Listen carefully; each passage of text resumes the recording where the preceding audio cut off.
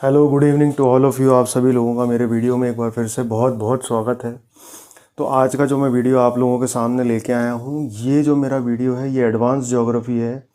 Advance geography के अंदर जो प्रोसेस होता है जो अर्थ क्रस्ट को डिस्ट्रक्ट करता है या कंस्ट्रक्ट करता है जिससे कि अपनी अर्थ सरफेस बनती है, उसको लेकर के है। तो उसकी एक टेबल होती है, वो मैं आप लोगों को ईजी वे के अंदर समझाऊँगा। तो वो टेबल किस तरीके से बनेगी ये आप मेरे इस वीडियो के अंदर देखेंगे। पर इसके पहले मेरे चैनल को लाइक शेयर सब्सक्राइब ज़रूर करें, नहीं तो उसके बिना मेरे वीडियो टाइमली आप तक नहीं पहुंचेंगे। और ख़ासकर वो लोग जो नए आए हैं वो तो ज़रूर ही इसको सब्सक्राइब करके बेल बजा दें, क्योंकि ये जो टॉपिक है ना, ये एग्ज़ाम पॉइंट ऑफ व्यू से बहुत ही ज़्यादा इम्पॉर्टेंट है। तो चलिए अपनी क्लास जो अपन शुरू करते हैं। अब आप ये देखिए, ये चार्ट आप लोग दिख रहा होगा आप लोगों को, इसमें है forces affect the earth crust. वो फोर्सेस या वो ताकतें जो कि अर्थ क्रस्ट को अफेक्ट करती हैं वो हैं। अब वो दो तरह की होती हैं। अच्छा, इसके पहले मैं एक चीज़ और आप लोगों को ये बता देता हूँ कि जो हिंदी मीडियम वाले लोग हैं ना, उनके लिए मैं साइड के अंदर लिखता रहूँगा कि किस चीज़ को हिंदी में क्या कहते हैं। वो मैं आप लोगों को दिखता जाएगा, कोई टेंशन लेने वाली बात नहीं है, बस इसको आप लोग मेन समझ लो। तो इसके अंदर चार्ट के अंदर दरअसल दो चीज़ें होती है। सबसे पहली चीज़ जो होती है वो होती है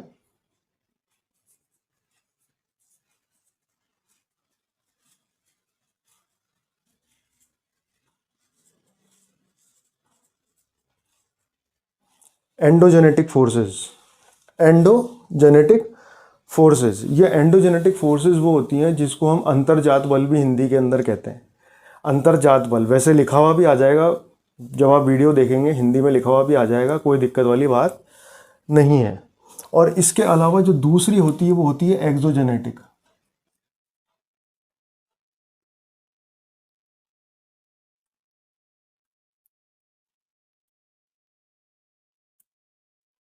एंडोजेनेटिक और एक्सोजेनेटिक, ये दो तरह की फोर्सेस होती हैं।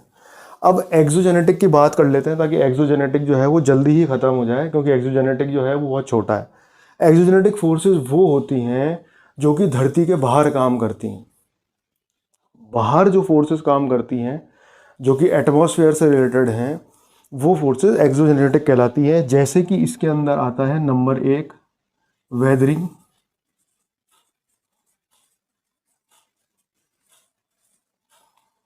नंबर 2 इरोजन,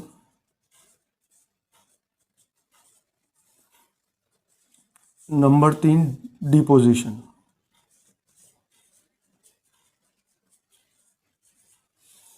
ये तीन तरह की चीज़ें होती है जो कि धरती के बाहर काम करती है। तो आप ये देखो कि एक्सोजेनेटिक फोर्सेस के अंदर ये तीन फोर्सेस काम करती है जो कि धरती के ऊपर काम करती है, धरती को बनाने के अंदर। तो ये तो है एक्सोजेनेटिक। अब अपन मेन मुद्दा जो अपना लेके आते हैं वो अपन लेके आते हैं एंडोजेनेटिक फोर्सेस का। अब इसको याद करने का सिंपल तरीका मैं आप लोगों को बताता हूँ। आप एक नाम याद रखो, दिक्षु। दिक्षु नाम का एक लड़का था। दिक्षु, दिक्षु, दिक्षु नाम का लड़का था।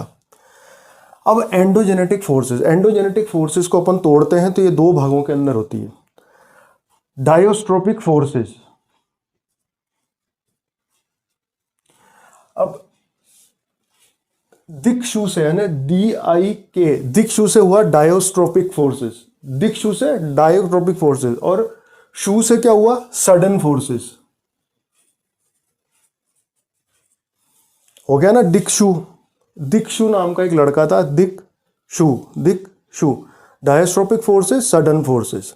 अब सडन फोर्सेस जो है, सडन फोर्सेस मतलब आकस्मिक, एकदम से फोर्सेस काम करती हैं, आपको पता भी नहीं चलेगा। इसके अंदर सडन फोर्सेस दो तरह की होती है। एक तो होता है वोल्केनो और एक होता है अर्थक्वेक।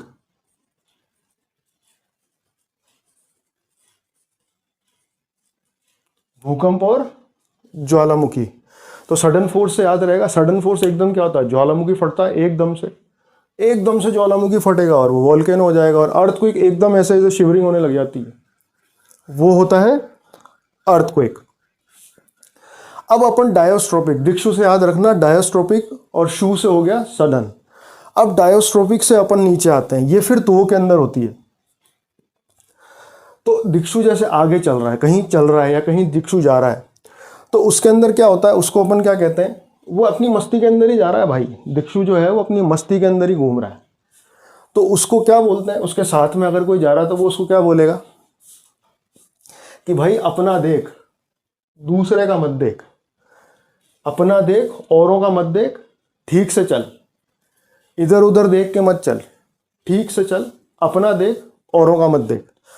तो अपनों से हुआ एपेरियोजेनेटिक फोर्सेस, अपनों से हुआ एपेरियोजेनेटिक फोर्सेस मतलब अपना देख, अपना खुद का, एपेरियोजेनेटिक फोर्सेस। और औरों से मतलब मत रख, मतलब ओरोजेनेटिक फोर्सेस। दिक्षु चल रहा है और वो अपनी मस्त मौल चाल में चल रहा है, झूमता हुआ चल रहा है एकदम बढ़िया, तो एक जना उसको क्या कहता है कि अरे भैया अपना देख, औरों की चिंता मत कर कि कोई सही चल रहा है नहीं चल रहा है, अपने मस्ती में तू भी चल रहा है, दूसरों की भी देख रहा है क्या है क्या नहीं, तो वो छोड़, अपना देख, औरों की चिंता मत कर। तो एपिरोजेनेटिक और ओरोजेनेटिक, डायस्ट्रोपिक के दो पार्ट। अब एपिरोजेनेटिक जो होता है ना, ये हमेशा वर्टिकल मूवमेंट होते हैं, वर्टिकल मूवमेंट होते हैं, और ओरोजेनेटिक जो होते हैं वो हॉरिजॉन्टल होते हैं। तो ओरो, ओ है ना, ओ से ओरोजेनेटिक हॉरिजॉन्टल, ओरोजेनेटिक हॉरिजॉन्टल, ठीक है। अब हॉरिजॉन्टल मूवमेंट होंगे तो क्या होगा, माउंटेन बिल्डिंग, यानी ओरोजेनेटिक फोर्सेस जो हैं, ओरोजेनेटिक फोर्सेस जो हैं ये हमेशा माउंटेन बिल्डिंग करती है, याद रखना। इसमें ओ आ रहा है, ध्यान रखना। ओरोजेनेटिक, ओरोजेनेटिक यानी हॉरिजॉन्टल मूवमेंट, और क्या बनाते हैं, माउंटेन, माउंटेन, ये चीज याद रखना, ठीक है, हो गई क्लियर। अब एपिरोजेनेटिक, एपिरोजेनेटिक इसका उल्टा है, ये होती है वर्टिकल मूवमेंट और ये बनाता है कॉन्टिनेंट्स। कॉन्टिनेंट जो बनते हैं ना, वो बनते हैं एपिरोजेनेटिक फोर्सेस की वजह से। हो गई क्लियर।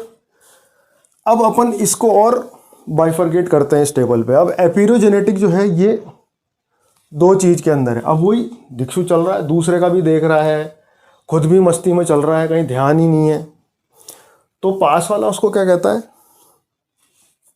ऊपर नीचे देख के चल, ऊपर भी देख ले नीचे भी देख ले, बनमनाते हुए मत चल, ठीक है। तो अपवर्ड और ये डाउनवर्ड,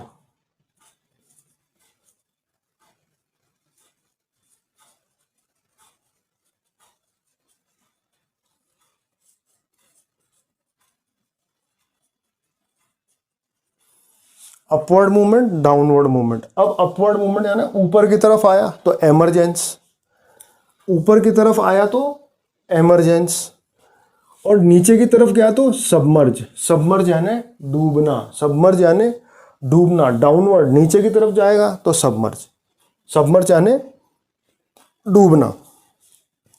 अब ओरोजेनेटिक, औरों की चिंता मत कर, orogenetic horizontal mountain building, simple सी बात।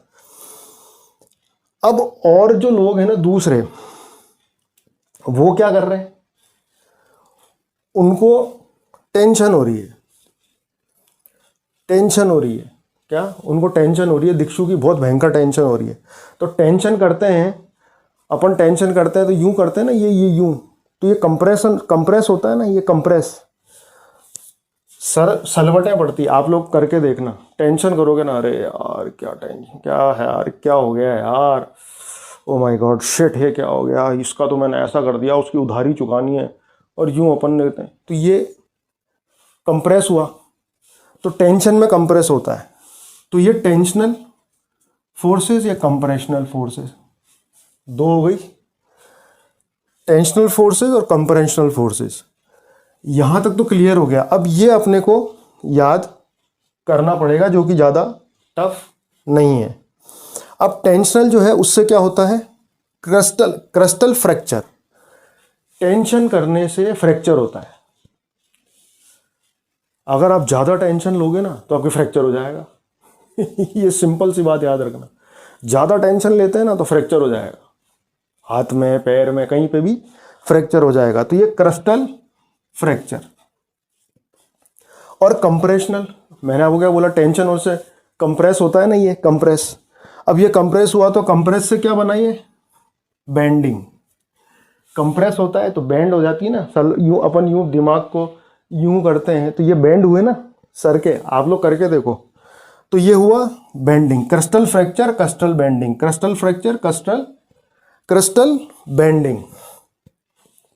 अब क्रिस्टल फ्रैक्चर भी दो चीज़ों के अंदर डिवाइडेड है। आप देखो, एक है क्रैकिंग और एक है फॉल्टिंग। ये तो सिंपल है याद करना कि फ्रैक्चर से क्या होता है, क्रैक होता है या फॉल्ट होता है। फ्रैक्चर में क्या होता है, हड्डी टूट जाती है, अपन एक्सरे कराते हैं तो या तो क्रैक हो जाती है या फॉल्ट हो जाता है। मेरे भी एक बार ऐसे फ्रैक्चर हो गया था, मेरे भी फ्रैक्चर हुआ था। तो मेरे क्या हुआ था कि ऐसे हो गया था, हड्डी यूं टूट के और एक के ऊपर एक चढ़ गई थी, तो वो तो हुआ फॉल्ट। और क्रैक, क्रैक यानी आपने देखा है एक्सरे रिपोर्ट के अंदर, जब अपन लोग एक्सरे देखते हैं तो उसके अंदर फ्रैक्चर होता है ना, फ्रैक्चर क्या होता है, हेयर लाइन होता है, बिल्कुल बिल्कुल हेयर लाइन, महीन सा, बिल्कुल ऐसा बारीक सा, बिल्कुल बारीक सा फ्रैक्चर होता है, ठीक है ना। और जो ये फॉल्ट है, ये हड्डी ऐसे होती है तो एक के ऊपर एक हो जाती है ऐसे, ये होनी चाहिए ऐसे, पर ये टूटने के बाद में ये ऊपर चली जाती है, ऊपर की तरफ चली जाती है, ऐसे टूट के ऊपर की तरफ चली जाती है। तो ये हो जाता है आपके फॉल्टिंग और ये हो जाता है आपके क्रैकिंग।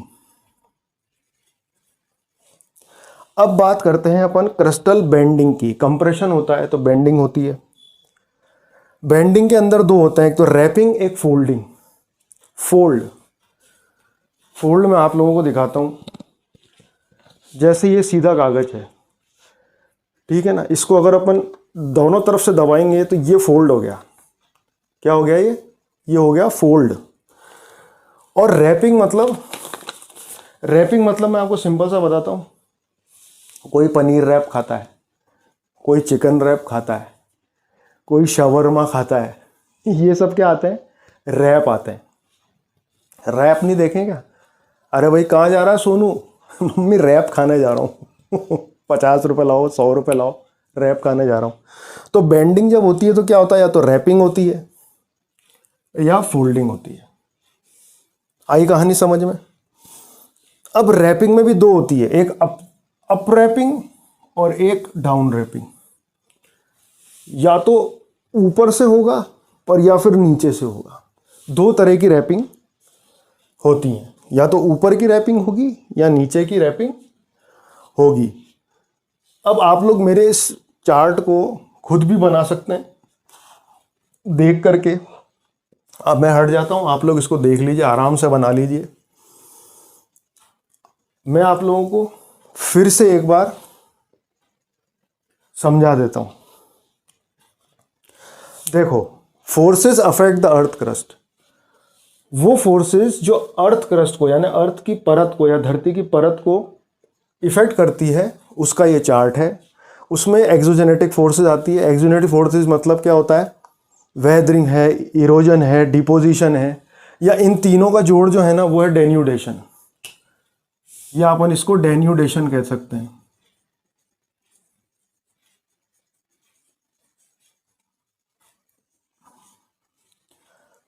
डेन्यूडेशन, ठीक है।